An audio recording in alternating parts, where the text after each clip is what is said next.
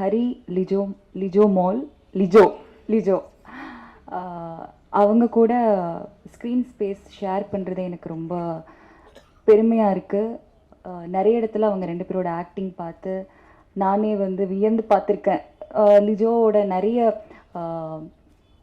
ரொம்ப எமோஷனான சீன்ஸ் எல்லாமே வந்து அவங்க கிட்டே இருந்து அட்மையர் பண்ணியிருக்காங்க பண்ணும்போது. ஸோ உங்கள் 2 பேர் கூட ஸ்க்ரீன் ஷேர் பண்ணது எனக்கு ரொம்ப சந்தோஷம்.